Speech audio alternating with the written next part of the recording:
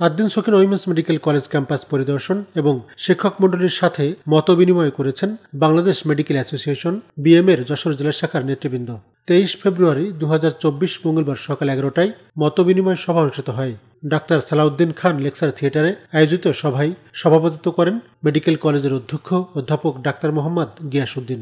40 বছর আগে যখন ডাক্তার হয়েছিলাম, ডাক্তার হওয়ার পরে তখন ধারণাই ছিল যে ডাক্তার মানে হলো আমরা বিএম-এর সদস্য, কিন্তু মুখে বললে তো হবে না।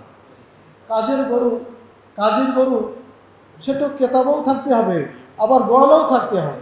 উপস্থিত ছিলেন বিএমএ যশোর জেলা শাখার সভাপতি ডাক্তার এ.কে.এম. কামরুল ইসলাম বেনু ও সাধারণ সম্পাদক ডাক্তার এম.এ. বাশার। বিএমএ কি করে? আপনার কর্মস্থলের নিরাপত্তার জন্য কথা বলে। আমার কাছে, আমি ম্যাজিস্ট্রেট নই, আমার কাছে ডান্ডা পুলিশ নেই যে আপনার ওখানে যে আমি গার্ড দেবো, আপনাকে করে দেবো। তবে যেসব জায়গায় কথা বলার দরকার আপনার কর্মস্থলের নিরাপত্তার জন্য, সেই সব কর্মস্থলের নিরাপত্তার জন্য চিকিৎসকদের যতটুকু শক্তি আছে সেই শক্তি নিয়ে কথা বলে।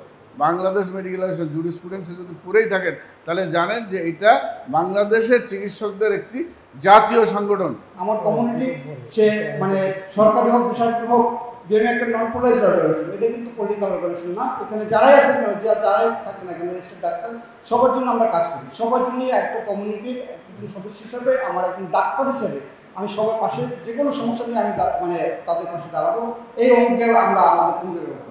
অন্যান্যের মধ্যে উপস্থিত ছিলেন আদ্দিন সকিনা উইমেন্স মেডিকেল কলেজের উপাধ্যক্ষ অধ্যাপক ডাক্তার সঞ্জয় সাহা, বিএম-এর যুগ্ম সম্পাদক ডাক্তার মাহবুবুল হাসান পান্নু, দপ্তর সম্পাদক ডাক্তার মোহাম্মদ গোলাম মর্তজা, সমাজ কল্যাণ সম্পাদক ডাক্তার হিমাদ্রি শেখর সরকার, সদস্য ডাক্তার আশরাফুজ্জামান, ডাক্তার মোহাম্মদ আনোয়ার হোসেন ও ডাক্তার ফয়সাল কাজী শাওন সহ অন্যান্যরা। এ সময় আদ্দিন সকিনা উইমেন্স মেডিকেল কলেজের বিভিন্ন বিভাগের সিনিয়র শিক্ষক শিক্ষিকা মণ্ডলী এবং প্রভাষক বৃন্দ উপস্থিত থেকে সংগঠনের ব্যাপারে তাদের মতামত ব্যক্ত করেন। Tarikul Islam Tarek, News Zone BD, Jessore.